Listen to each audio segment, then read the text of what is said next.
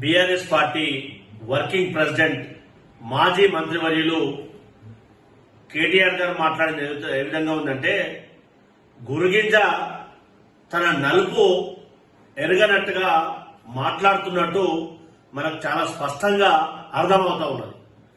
తన పైన వచ్చినటువంటి ఆరోపణలకు నిరూపించుకోకుండా గౌరవ ముఖ్యమంత్రి గారి పైన దమ్ముంటే చర్చకురా, మీపైన ఏసీబీ కేసుంది, మీపైన ఈడీ కేసుంది కాబట్టి నాపైన కక్ష సాధింపు చర్యలు అని మాట్లాడడం అంటే చాలా విడ్డూరమైనటువంటి మాట. ఎందుకనంటే మీరు చేసింది తెలంగాణ రాష్ట్ర ప్రజల ప్రజాధనాన్ని వృధా చేసినటువంటి మీరు కనీసం మంత్రిగా పనిచేసినప్పుడు మంత్రి మండలి యొక్క ఆమోదం లేకుండా, ఫైనాన్స్ మంత్రి యొక్క ఆమోదం లేకుండా రాష్ట్ర ప్రభుత్వం యొక్క ఖజానాను, హెచ్ఎండిఏ ఖజానాను మీరు డైరెక్ట్ గా ఎఫ్ఆర్బి నిబంధనలు పాటించకుండా ఇతర దేశాలకు నిధులు తరలించడం అనేది ఆర్థిక నేరమా కాదా అది సమాధానం చెప్పకుండా నేను సచ్చినూరని చెప్పుకునే ప్రయత్నం చేయడం విచారణలో ఉన్నప్పుడు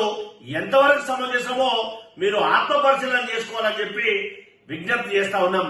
దాంతో పాటు మీపైన వచ్చినటువంటి ఆరోపణలను డైవర్ట్ చేయడానికి బీఆర్ఎస్ పార్టీ తెలంగాణ రాష్ట్రంలో ప్రతిపక్ష పార్టీలే లేకుండా చేసినటువంటి బీఆర్ఎస్ పార్టీ ఇప్పుడు అభివృద్ధికి ఆకాంక్షితులైనటువంటి బీఆర్ఎస్ పార్టీ ఎమ్మెల్యేలు కాంగ్రెస్ పార్టీలో చేరుతుంటే వారిని ఇప్పుడు ప్రజాస్వామ్యం గురించి మాట్లాడుతున్నటువంటి హరీష్ రావు గారు గాని బీఆర్ఎస్ పార్టీ వారు గాని ఆత్మపరిశీలన చేసుకుని మాట్లాడాలని చెప్పి కాంగ్రెస్ పార్టీ పక్షాన సలహా ఇస్తున్నాం. దయచేసి మీరు గతంలో ఏం చేశారు?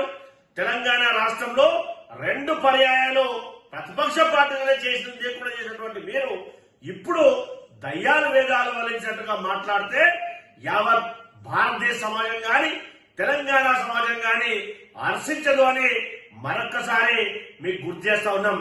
దాంతో పాటు మీ పైన వచ్చినటువంటి ఆరోపణలను ఏవైతే మీరు చేసినటువంటి ఆర్థిక నేరాలు ఉన్నాయో దాన్ని నిరూపించుకోండి.